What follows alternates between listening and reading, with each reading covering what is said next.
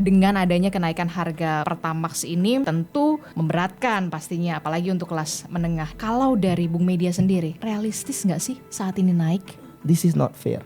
Ini jelas memukul kepercayaan banyak orang terhadap tata kelola pemerintahan dan pada akhirnya memukul rupiah. Kenapa sih dikasih taunya tuh semacam kejutan? Nggak ada pemberitahuan sebelumnya. Lalu diumumkan sebelumnya, yang kita khawatirkan terjadi panic buying. Sehingga ketika pemerintah kemarin menaikkan harga BBM, saya kira itu merupakan sebuah konsekuensi logis. Benarkah ini konsekuensi logis? Saya punya pandangan berbeda, Mas. Tapi kita punya banyak sekali opsi. Salah satunya? Stop program strategis nasional, makan bergizi gratis. Dari 3 juta masyarakat di dapil saya, kebanyakan itu merasa bahwa MBG itu berguna, bermanfaat, dan dibutuhkan. Saya lihat bahwa memang harus ada efisiensi di bidang-bidang tertentu yang hari ini masih belum efisien. Salah satunya? Subsidi energi.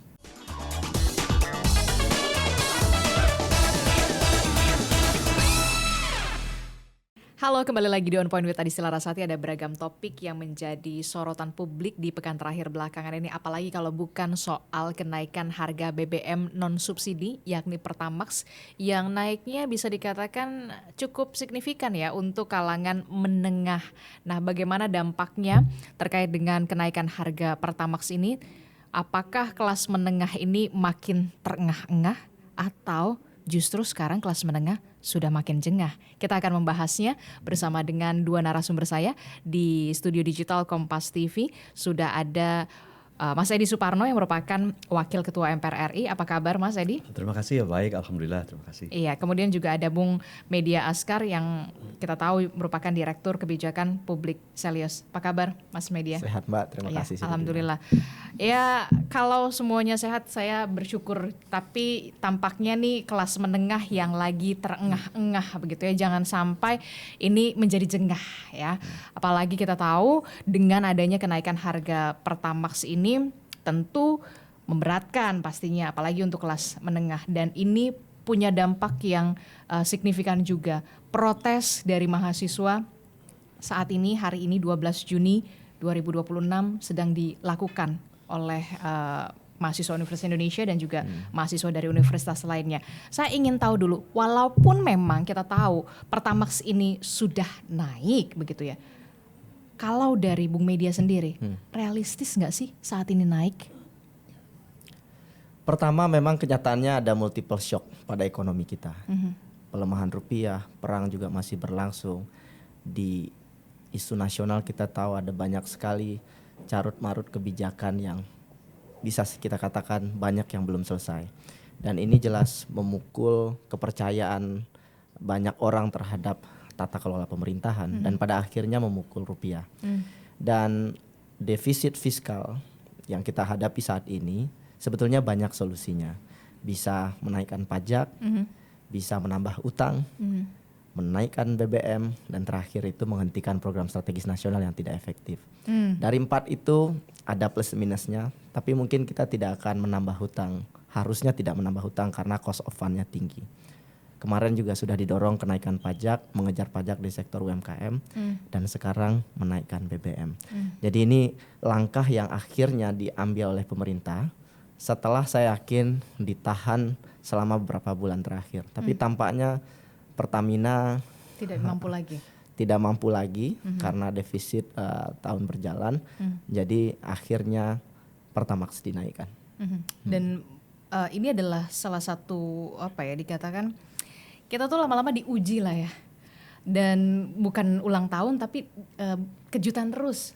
Yeah. Nah, itu dia yang lumayan juga begitu ya. Ada BI rate naik, rupiah kemudian melemah, kemudian harga Pertamax juga naik. Saya ingin tahu juga dari suara parlemen melihat ini, kalau ada berbagai macam suara di netizen yang mengatakan, kita kenapa sih dikasih taunya tuh semacam kejutan, nggak ada pemberitahuan sebelumnya begitu. Nah, kalau dari suara parlemen sendiri, bagaimana merespon ini? Jadi mungkin begini, Mbak. Pertama, kita lihat pada saat terjadi perang di Timur Tengah, itu tidak lama setelah perang, mungkin dalam kurun waktu 2-3 minggu, itu sejumlah negara menaikkan harga BBM. Bangladesh, Pakistan, bahkan Filipina, bahkan di negara-negara lain tidak hanya menaikkan tetapi juga membatasi pembelian BBM. Nah, di Indonesia tidak terjadi hal tersebut. Bahkan BBM tidak naik. Selang 4 bulan setelah perang, baru memang kita menaikkan harga BBM. Jadi artinya apa? Artinya bahwa pemerintah sepanjang mampu untuk menanggung beban masyarakat melalui APBN yang kita miliki, itu akan ditanggung oleh pemerintah. Tetapi memang ada hal-hal yang harus diutamakan dalam hal ini. Pertama kali adalah jangan sampai justru BBM bersubsidi yang konsumsinya itu paling besar digunakan oleh masyarakat itu kemudian menjadi terganggu. Dalam hal ini Pertalite dan biosolar.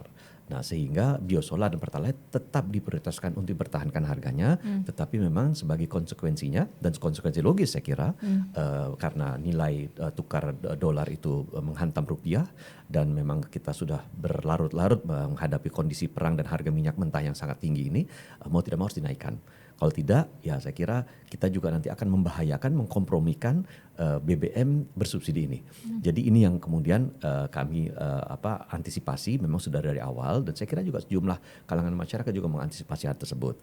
Nah, sehingga ketika pemerintah kemarin menaikkan harga BBM, saya kira itu merupakan sebuah konsekuensi logis dari perjalanan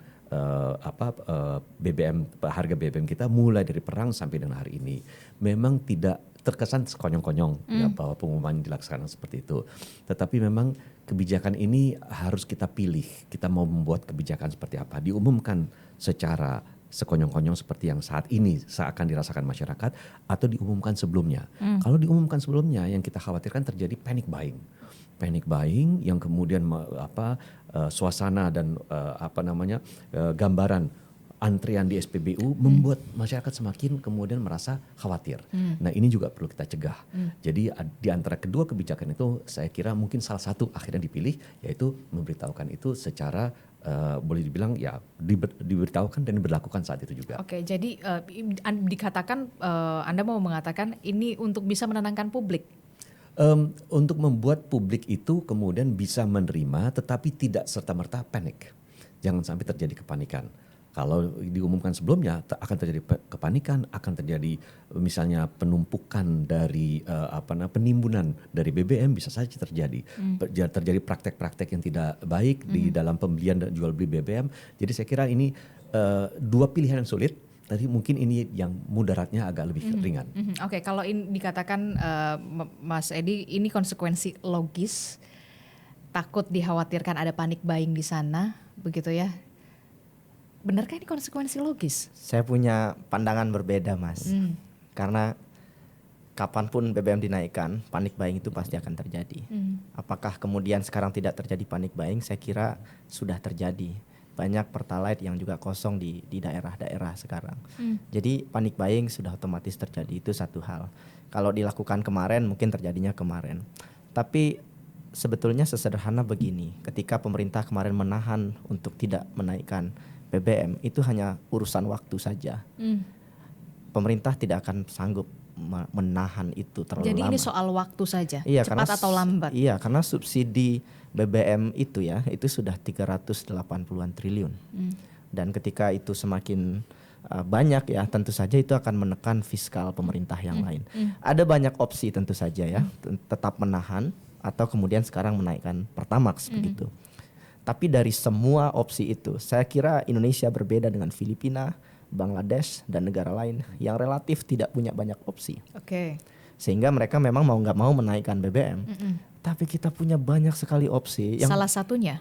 Pertama, stop program strategis nasional, makan bergizi gratis, yang saya kira hari ini sudah menjadi suara di publik. Ini bukan suara saya pribadi saja. Pak Presiden tinggal jalan sedikit ke depan Istana Negara.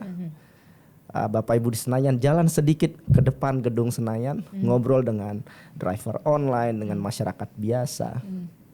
Mereka mengeluh karena Pertamax ini naik. Dan saya hanya ingin bilang begini, kalau seandainya Pertamax naik, memang ini non subsidi. Tapi tidak sesederhana itu. Karena ketika Pertamax dinaikkan, marginnya kan besar sekali.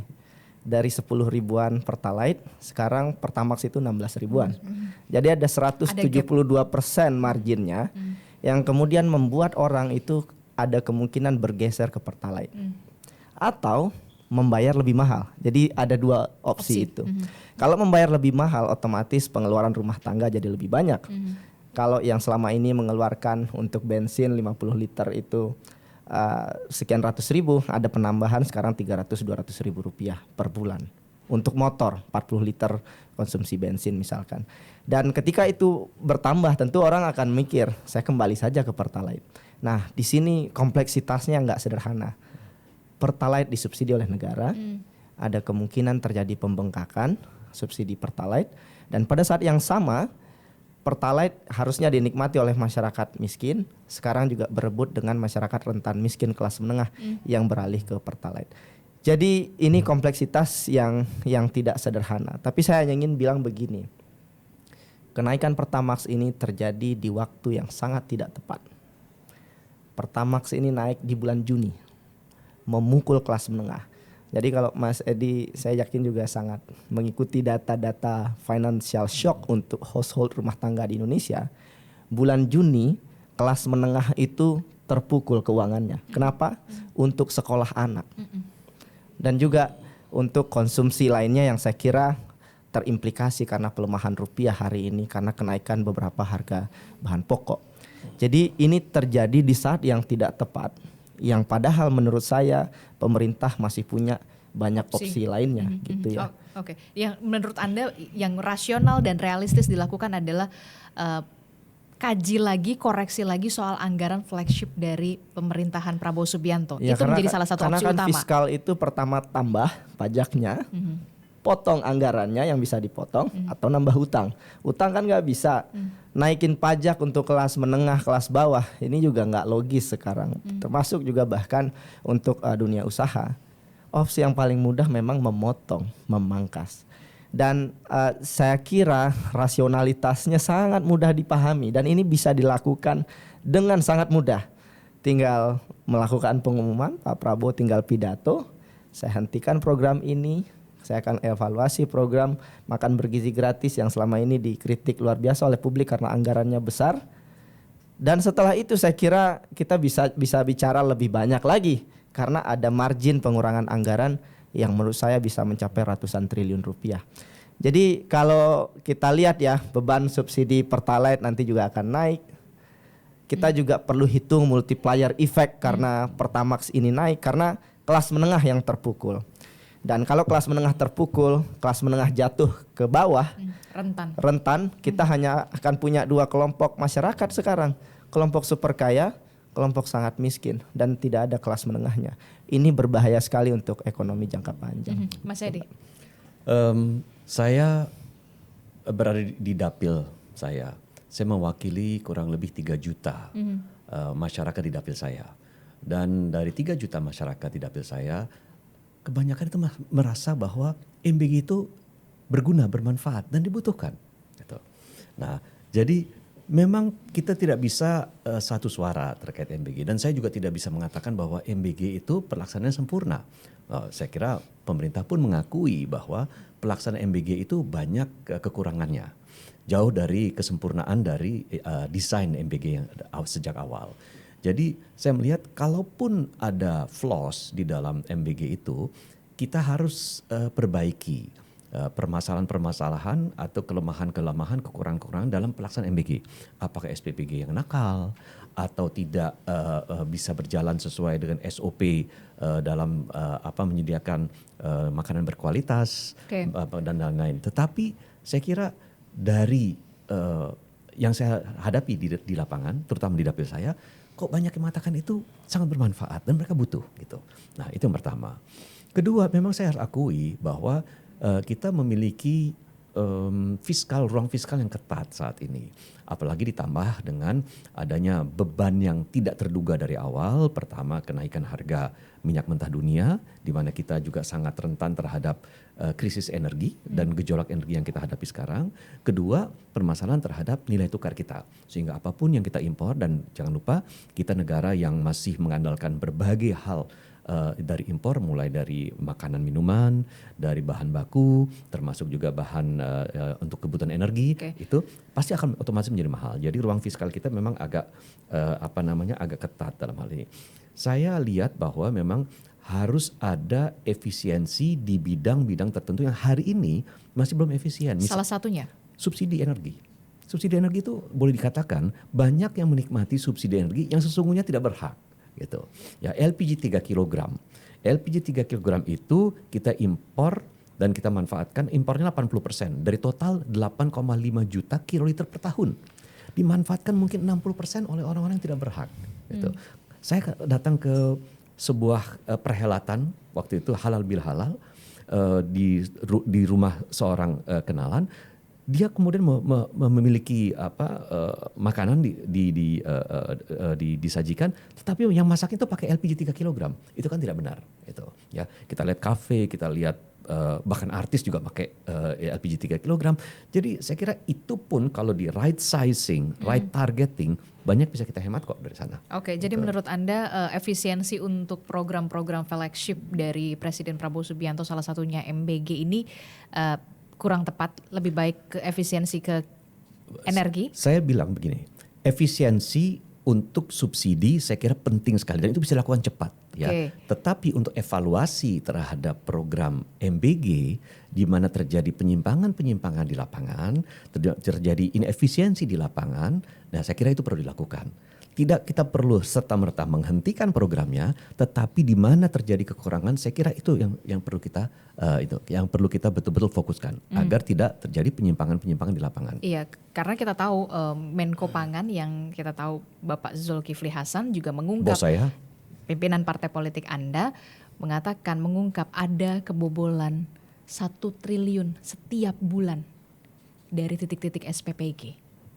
Masih perlukah kemudian program ini dijalankan atau kemudian harus ada benar-benar pengawasan dari parlemen juga pastinya dari masyarakat yang harus segera dilakukan supaya jangan sampai ini kan uang rakyat dan untuk rakyat gitu.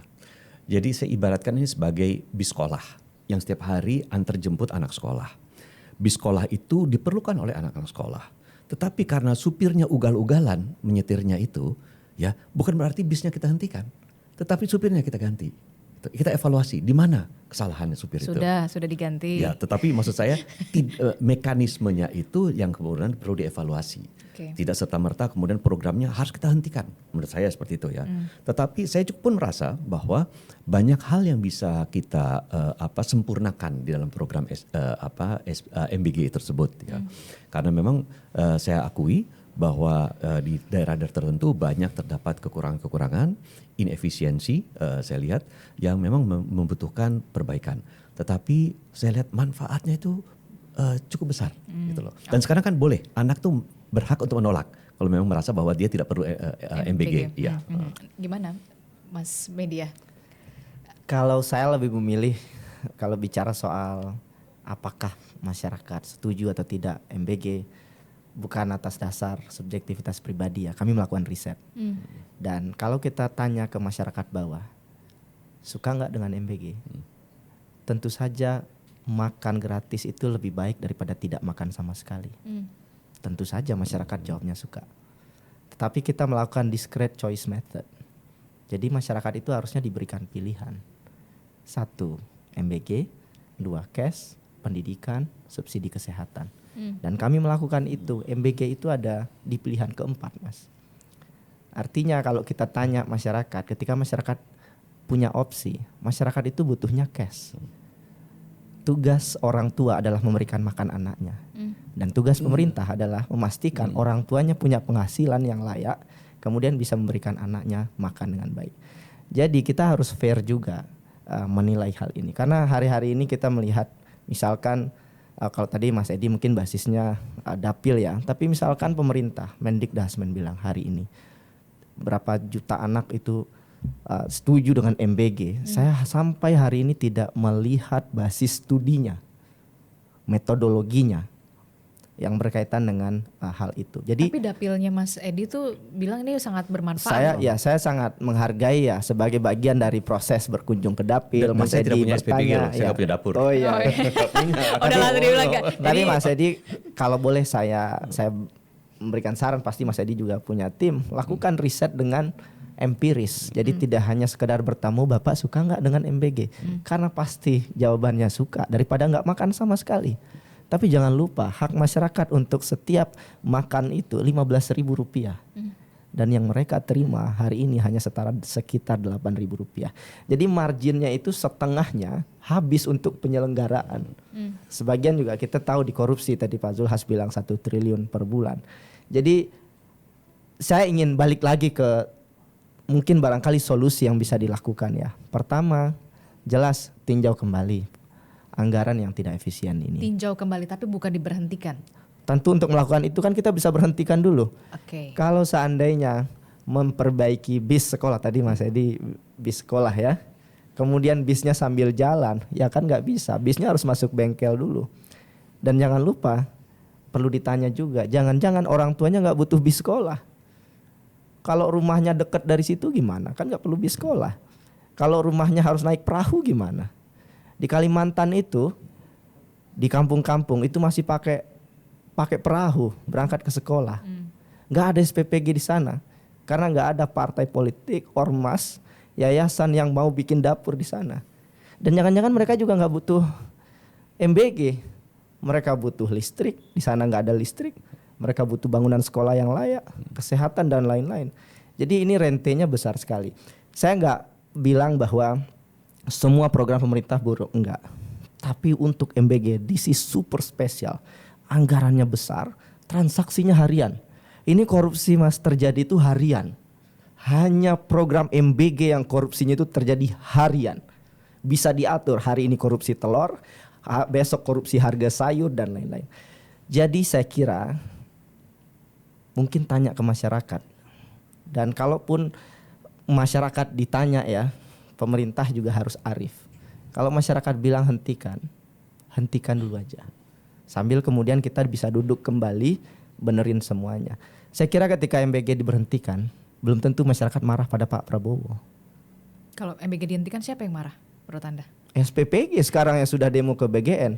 Karena mereka bisa jadi rente yang hari ini kemudian dirugikan karena carut marut ini. Tapi lagi-lagi ya, kita perlu melihat ini secara holistik. Saya ingin bilang begini, kalau seandainya sudah terantuk baru tengadah, ini patah orang kampung saya, udah terantuk baru tengadah, udah korupsi, udah banyak uang yang hilang, baru kita teriak ada yang salah, uangnya sudah hilang, maka enggak ada gunanya.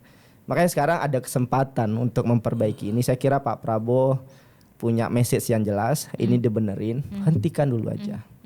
Dan hentikan dulu aja, karena pada saat yang sama saya kira masyarakat kelas menengah itu mereka memang rentan, tapi mereka kalau seandainya tidak mendapatkan respon yang baik oleh pemerintah, mereka juga orang yang pertama marah. Masyarakat bawah mungkin bisa dikendalikan dengan bansos, tapi masyarakat menengah itu cerdas, punya literasi pendidikan yang sangat baik. Mereka logis sekali, mereka bisa menyuarakan aspirasi mereka dengan lebih keras. Ini saja yang saya kira perlu direspon oleh pemerintah, karena Pertamax naik, kita nggak bicara soal orang super kaya itu. Orang super kaya itu nggak terdampak Pertamax naik karena mereka punya mobil dinas yang bahkan dibiayai oleh negara, jadi nggak ada masalah. Tapi kalau Pertamax naik, kalau di Kalimantan itu, di Sumatera, travel antar kota itu bukan lagi bis kota, tapi mobil pribadi.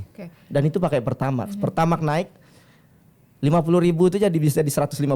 Seenaknya mereka saja merespon pasar begitu. Jadi dampaknya sangat besar sekali. Oke, jadi kalau menurut Anda apa dampak terbesar yang bisa terjadi, resiko yang bisa terjadi terhadap kelas menengah ketika ini sudah terjadi BBM jenis Pertamax sudah naik? Pertama, squeeze middle income class. Jadi kelas menengah itu diperas karena transportasi relatif tinggi biayanya.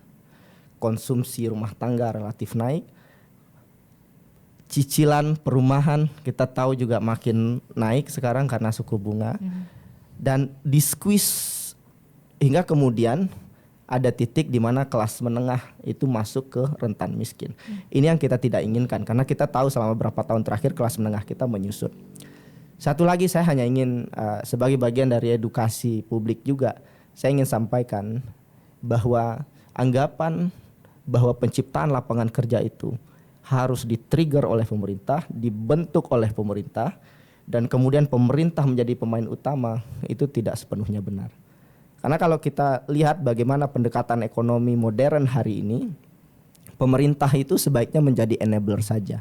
Dan siapa pencipta lapangan kerja paling inklusif itu kelas menengah. Oke. Nah ini yang kemudian tadi dikatakan kelas menengah bisa squeeze banget sampai tertekan banget gitu ya, terjepit. Bagaimana fungsi pengawasan parlemen dalam hal ini?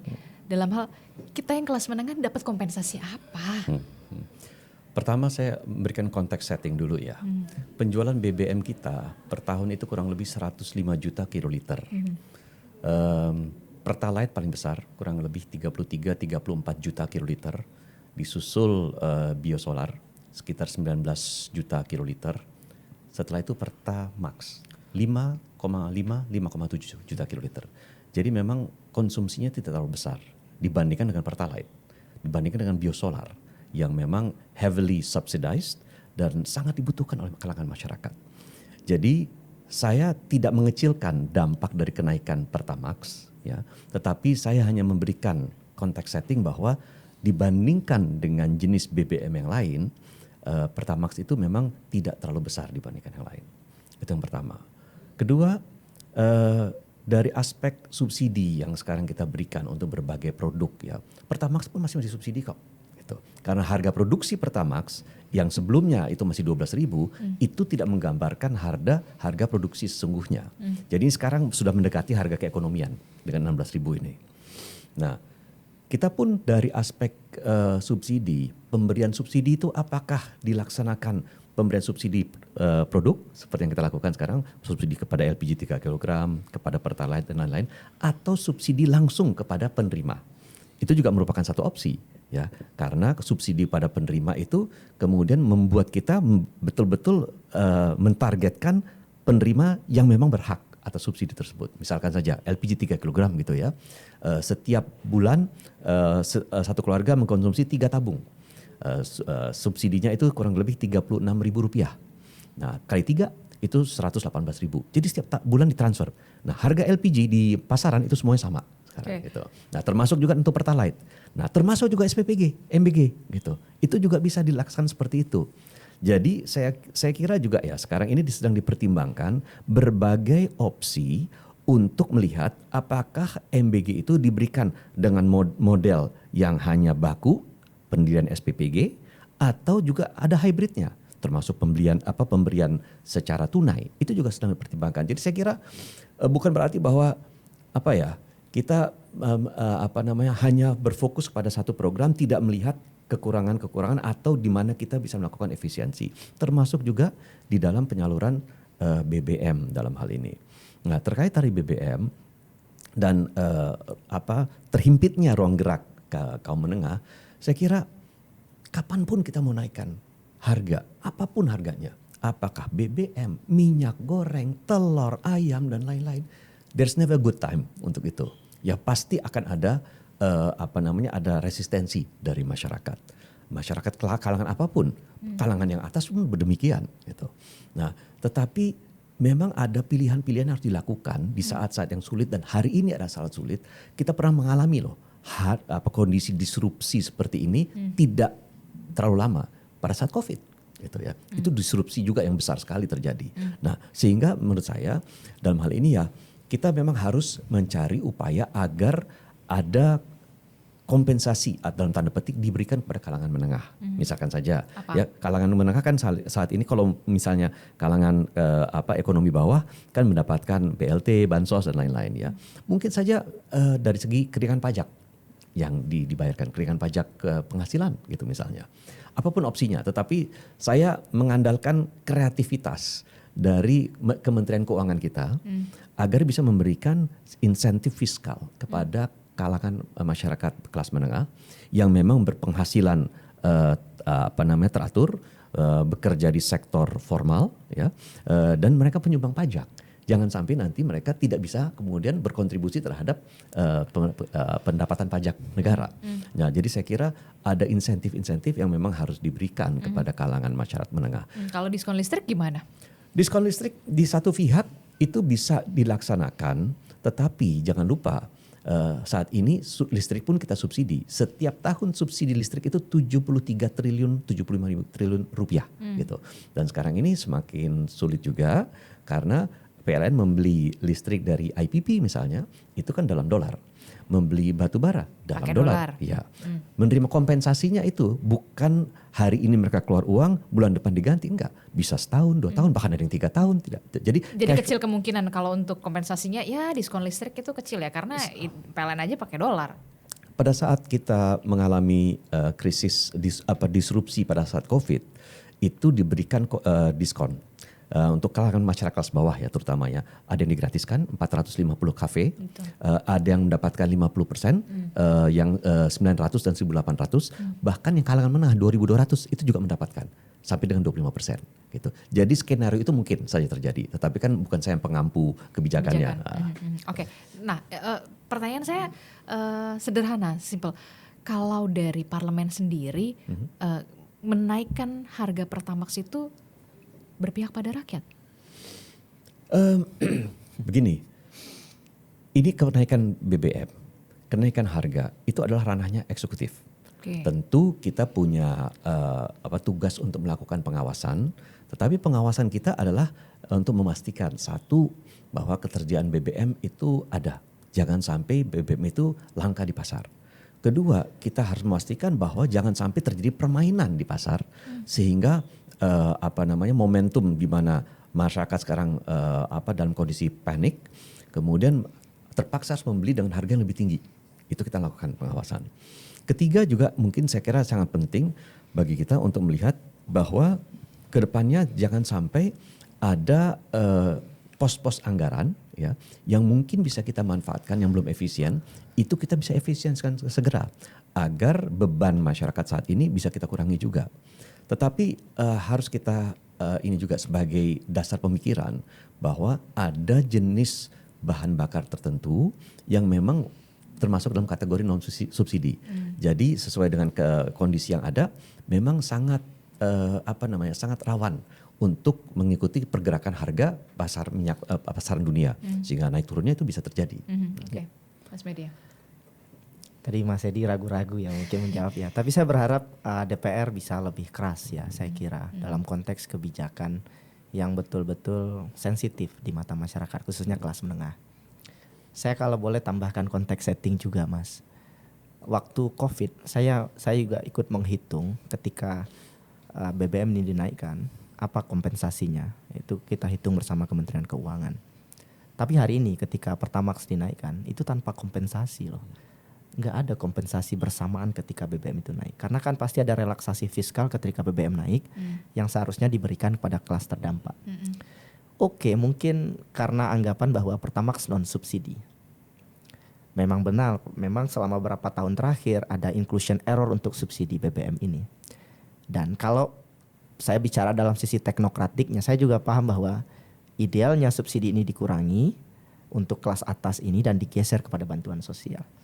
Tapi kalau bicara pakai bahasa masyarakat, masyarakat itu juga pintar saya kira. Apakah iya ketika subsidi diberikan, itu kemudian mereka bisa menerima. Itu kenapa masyarakat menengah menolak kenaikan BBM. Karena itulah subsidi yang mereka bisa rasakan saat ini. Karena nggak ada lagi subsidi lain. Subsidi listrik berkurang, kemudian layanan publik yang lain juga bermasalah. Hanya ini yang kami dapatkan dari negara dan sekarang negara naikkan. Diskusi itu yang terjadi di publik dan pada saat bersamaan publik dihantam oleh irasional pengambil kebijakan. Ini kan bicara defisit fiskal, efisiensi, anggaran dipotong, tapi presiden jalan-jalan ke luar negeri 50 kali dalam 1 tahun terakhir. Justru tidak menjadi negarawan, malah menjadi wisatawan. Di saat masyarakat pontang-panting dari Bogor ke Jakarta kelas menengah ya, 40 liter per bulan misalkan, sekarang berkorban lebih banyak 300.000. Ini kita semua, ini bahasa masyarakat. Dan saya tambahkan konteks yang lebih sederhana pada keluarga bawah ya, karena saya melakukan studi inklusi keuangan dan tata kelola keluarga. Keuangan keluarga itu sederhana. Satu lagi itu soal savings. 300.000 saja shock karena pertambahan Pertamax ini. Tabungannya bisa kurang 50%. Dan ketika tabungan kelas menengah itu kurang 50%. If something bad happen dengan keluarga mereka, ada bapaknya yang meninggal, kakeknya yang meninggal, pengeluaran tambahan. Nah, disitulah kerumitan ekonomi yang tidak sederhana yang dirasakan oleh kelas menengah. Jadi kadang hitung-hitungan teknokratik, saya ngitung ini dengan World Bank, saya selesaikan S3 saya juga tentang fiskal. Memang ada hitungan yang juga saya bisa pahami dari sisi teknokratik keuangan negara, tetapi memang dalam konteks hari ini bulan Juni, keluarga kelas menengah tertekan di saat ada banyak sekali opsi yang lain, tapi opsi ini yang diambil. This is not fair. Nah, ini yang bahasa masyarakat yang saya kira sangat mudah bisa dideteksi oleh masyarakat. Kelas bawah itu sulit mungkin membacanya, tapi kelas menengah mungkin nggak harus percaya saya, buka media sosial, buka komentar-komentar, itu semua kelas menengah. Karena kelas menengah itu relatif punya media sosial, mereka berpendidikan tinggi dan mereka ada di kota. Dan nggak perlu jauh-jauh ya dari gedung ini, tinggal jalan keluar, tanya ke masyarakat, setuju nggak Pertamax naik? Bahkan saudara-saudara yang dapat menggunakan Pertalite pun juga nggak setuju Pertamax itu naik. Karena sekarang sebagian Pertalite SPBU itu langka, gitu. Itu dia, Pertalite berpotensi untuk langka ketika itu nanti sudah ini Pertamax sudah naik. Apa yang bisa kami wakilkan, Anda wakilkan dari suara rakyat ini? Ya, pertama memang kita harus lihat ya, negara ini kan Indonesia sebagai negara itu kan menganut azas subsidi cradle to grave ya. Mulai dari lahir sampai dengan masuk liang lahat itu subsidi untuk masyarakatnya. Jadi kalau memang tadi Mas Media sampaikan bahwa ini satu-satunya subsidi yang masih dinikmati masyarakat, rasanya juga tidak ya, karena kita kan masih subsidi minyak goreng juga masih subsidi kok ya, LPG masih subsidi kok gitu ya, banyak yang kita subsidi, listrik masih subsidi kok gitu. Jadi memang permasalahannya adalah apapun yang naik gitu ya, harga apapun yang naik, apalagi yang menyangkut kebutuhan kita sehari-hari ya, BBM kebutuhan kita sehari-hari untuk mobilitas gitu ya, tentu pasti akan ada resistensi ya. Tetapi memang ini saya lihat upaya yang ingin dilakukan adalah di mana memang masyarakat yang paling rentan harus tetap diproteksi, nah, sehingga tidak terganggu kebutuhan mereka yang paling rentan. Yang memang bisa kita lakukan saat ini, terutama dari kami dari lembaga legislatif, memastikan yang tadi disampaikan Mas Media, BBM langka gitu ya, Pertalite itu langka. Padahal kami di dalam rapat dengar pendapat misalnya dengan Pertamina tersedia kok, kita aman. BBM pasokannya tidak ada kendala, tidak ada hambatan, tersedia misalkan saja Pertalite tersedia untuk 18 hari gitu ya, kesediaan Pertalite. Kalau ternyata langka ya tentu itu menjadi tanda tanya bagi kita untuk kita sampaikan nanti. Pertamina ternyata di SPBU daerah ABC ternyata langka loh, kamu bilang nggak tidak langka, permasalahan di mana? Jadi saya untuk memastikan jangan sampai nanti kegiatan masyarakat terganggu karena ada kelangkaan misalnya gitu. Tetapi kalau kita bicara kembali lagi kepada kenaikan harga dan dampaknya pada kelas menengah, saya kira saya tidak yakin bahwa pemerintah akan membiarkan hal itu berdampak negatif pada kelas menengah. Ya, jadi insentif fiskal yang akan diberikan, saya yakini itu akan diberikan, tinggal menunggu waktunya saja. Tetapi kembali lagi, kelas menengah itu adalah kelas yang produktif, aktif produktif, bekerja di sektor rata-rata sektor formal, kaum terdidik, terpelajar, yang penyumbang pajak. Jadi pemerintah juga tidak akan mematikan angsa yang melahirkan telur emas. Oke, terakhir saya ingin tahu juga dari Mas Edi, sektor ekonomi apa yang perlu diperkuat kalau dari sisi parlemen agar masyarakat ini tidak terlalu rentan terhadap gejolak harga energi? Pertama, namanya sektor industri manufaktur ya, dalam hal ini kita sudah melaksanakan hilirisasi menuju industrialisasi. Saya kira itu penting karena sektor manufaktur industri adalah penyerap tenaga kerja terampil yang terbaik. Gitu. Ya, sehingga kita bisa membalikan sekarang komposisi tenaga kerja kita kan 60% itu di sektor informal, 40% di sektor formal. Sektor informal itu yang paling rentan, tidak memiliki asuransi atau jaminan kesehatan, tidak memiliki jaminan hari tua, mungkin juga sulit untuk diambil pajaknya, gitu ya. Nah, kita harus balikan dengan adanya industrialisasi, manufaktur yang meningkat, semakin banyak kemudian terserap tenaga kerja formal. Itu saya kira itu pertama. Kedua, saya kira juga yang penting ini bagaimana nanti industrialisasi dan manufaktur itu bisa memperkuat kekuatan domestik kita untuk menggantikan mensubstitusi barang-barang selama ini kita impor. Impor ini menghabiskan devisa bagi kita. Terus kedua juga kita sangat diandalkan, mengandalkan harga dari impor tersebut yang bisa bergejolak satu dengan lain. Jadi saya kira itu dua hal yang sangat penting. Yang ketiga, saya kira penataan dari subsidi. Penataan dari subsidi. Karena subsidi itu, mohon maaf ya, istilahnya is a necessary evil gitu ya. Tetapi sejauh mungkin kita bisa mengurangi mudarat dari subsidi terhadap APBN kita, tentu kita harus sisir satu persatu sehingga betul-betul bisa terjadi right sizing and right targeting daripada subsidi. Oke, kita akan lihat juga Kompas TV Digital mengajukan polling begitu ya di media sosial. Kita akan lihat bagaimana suara dari netizen terkait dengan kenaikan harga Pertamax yang tentu saja ini kita khawatirnya adalah makin terengah-engah nih ya kelas menengah. Kita akan lihat pollingnya. Sahabat Kompas TV, apakah setuju dengan kebijakan pemerintah yang menaikkan harga BBM? Dan ternyata jawabannya tidak setuju, Mas Edi, 80%. 14% mengatakan setuju, no comment 6%. Bung Media. Sekarang bolanya ada di pemerintah. Mau nggak mendengarkan yang orang 80% tadi? Saya kira itu pertanyaan yang sangat sederhana.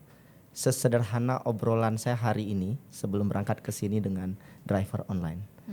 Waktu saya tanya, gimana Pak hari ini? Beliau bilang gini, ya Mas, saya kerja tapi masih susah.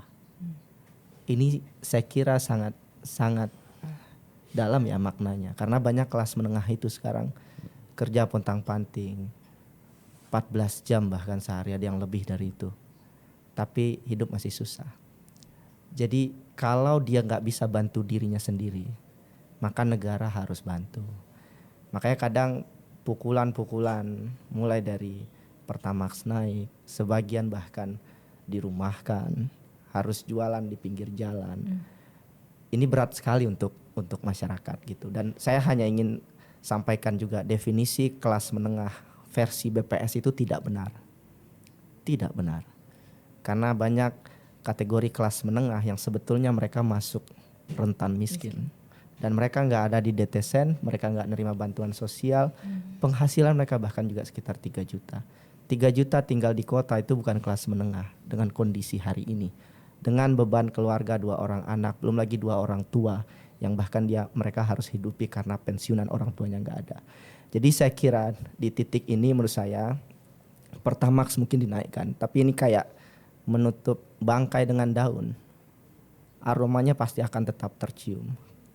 Tidak akan bisa menutupi kekacauan fiskal, ketidakpercayaan masyarakat dan investor pada ekonomi Indonesia hari ini. Jadi langkah yang dilakukan pun harus extraordinary menurut saya. Dan ada jalan yang paling mudah. Kebijakan yang tidak tepat sasaran dihentikan dan lakukan hitung-hitungannya dengan benar. Saya sedih sekali ketika Pak Purbaya merespon Mas Edi. Gimana Pak simulasi perpindahan dari Pertamax ke Pertalite? Pak Purbaya bilang belum kita hitung. Menurut saya itu sangat-sangat mengecewakan. Karena di Kementerian Keuangan itu saya tahu betul ada banyak orang pintar di BKF. Saya tahu betul mereka bisa menghitung, mensimulasi itu dengan mudah dan presisi. Dan kalau itu tidak dihitung, bayangkan kemudian tiba-tiba dinaikkan tanpa dihitung sama sekali, tanpa dihitung kompensasinya. Dampaknya masif sekali pada Indonesia. Kita perlu pengambil kebijakan yang bisa berhitung. Bahwa 10 tambah 6 itu 16. Terakhir Mas Edi, pertanyaan saya. Masihkah suara rakyat itu didengar oleh pemerintah, parlemen? Kita tahu mahasiswa saat ini 12 Juni sedang menyuarakan ini. Ya. Satu saya sampaikan, pemerintah, parlemen tidak buta dan tidak tuli. Kita mendengarkan, merespons keadaan tentu membutuhkan kajian. Saya kira pemerintah pun akan melakukan kajian tersebut dan kami akan melakukan fungsi pengawasan kami untuk memastikan bahwa jangan sampai masyarakat yang ada di daerah yang kami wakili, yang 575 anggota dewan mewakilinya di seluruh Indonesia itu tidak terdampak. Karena bagaimanapun juga bagi kami yang ingin misalkan berkiprah lagi tahun 2029 ke depan, tentu kan kita harus mewakili suara rakyatnya. Gitu. Kalau misalkan saja masyarakat saya kecewa karena saya gagal untuk membangun aspirasi mereka, untuk meneruskan keluhan mereka, tentu saya tidak akan terpilih lagi. Begitu pula untuk para eksekutif yang akan maju untuk tidak akan terpilih lagi. Jadi mau tidak mau saya harus menjalankan tugas saya, menyampaikan ini kepada pemerintah bahwa ada permasalahan, ada kekurangan, ada koreksi yang memang harus dilaksanakan. Dan bersama-sama karena kita adalah bagian dari partai politik yang berada dalam koalisi dengan pemerintah, tentu kami akan berupaya agar keluhan-keluhan masyarakat, aspirasi masyarakat itu betul-betul bisa didengar dan bisa direspons secara baik. Kami titip suara kita, suara rakyat kita begitu ya, supaya bisa didengar begitu ya. Jangan sampai kelas menengah yang makin terengah-engah ini jadinya lama-lama jengah, Pak. Titip ya Mas. Titip ya. Terima kasih Mas Edi Suparno Terima kasih. telah bergabung bersama kami dari Parlemen, dari Wakil Ketua MPR RI, kemudian ada Bung Media Askar dari Selios juga sudah bergabung bersama kami.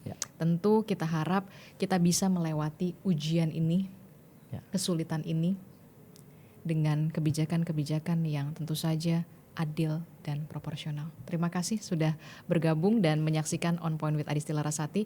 Sampai jumpa lagi di episode selanjutnya yang lebih menarik lainnya. Sampai jumpa.